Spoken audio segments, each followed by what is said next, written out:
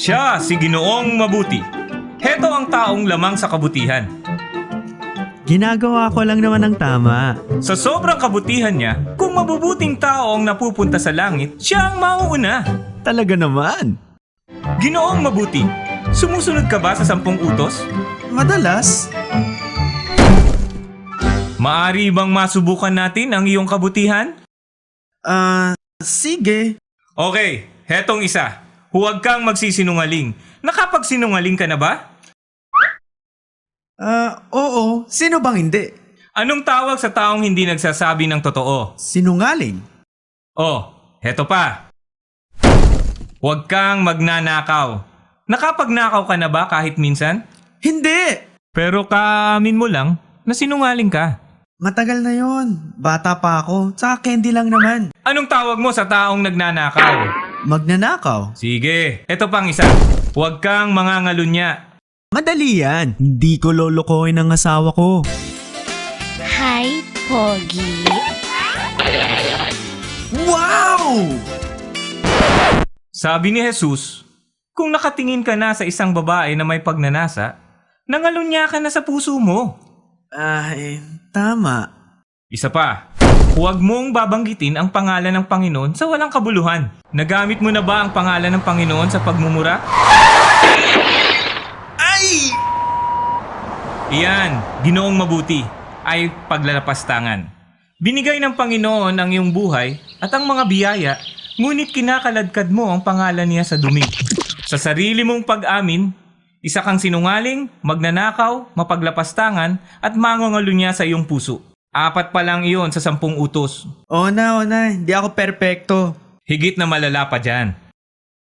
Halimbawang malalagyan natin ng microchip ang iyong utak at maitatala ang lahat ng iyong sikretong iniisip sa isang buong linggo at ipalabas ito sa isang sinihan. Ay! Nakakahiya yun! Tama. Alam ng Diyos ang lahat, pati ang mga sikretong nilalaman ng iyong puso. Teka! Kung ihambing ako sa ibang tao, isa akong santo. Ngunit ang pamantayan ay ang utos ng Diyos, hindi ibang tao. At kung magkasala ka ng kahit 5 beses lamang sa isang araw, sa isang taon, aabot na sa 1,825 ang kasalanan mo. Kung umabot ka sa 70 taong gulang, magkakasala ka ng higit sa 127,000 beses. Mananagot ka sa bawat kasalanan sa araw ng paghuhukom. At ayon sa Biblia, ang bawat isa sa atin ay magbibigay tuos sa Panginoon. Pero papatawarin niya ako, di ba? Subukan natin yan sa isang korte. Alam ko namang madalas akong lumabag sa batas. Pero baka naman pwede natin itong palampasin. Ang tiwaling hukom lamang ang papayag sa ganoon. Ang sasabihin ng isang mabuting hukom ay, ang kabayaran mo para sa iyong krimen, ang singil ng hustisya. Hindi tiwaling hukom ang Panginoon.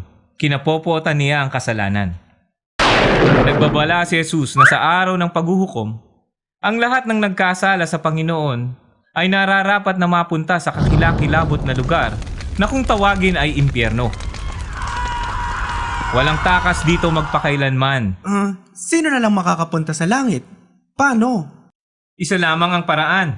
Dahil lubos na mahal ng Panginoon ang buong mundo, ibinigay niya ang kaisa-isang anak niya upang mamuhay ng tuwid. Ni isang beses ay hindi siya nagkasala. Inangkin niya ang parusa na nararapat sa mga nagkasala. Hinagupit siya at binugbog. Ipinako sa krus, namatay upang masilbi ang hustisya at nang makalaya ang mga nagkasala. Bumangon si Jesus mula sa libingan at tinalo ang kamatayan. Hindi nakakamit sa sariling sikap ang buhay na walang hanggan. Bigay ito ng Diyos sa lahat ng magpapakumbaba at lalapit kay Jesus. Patatawarin ka niya.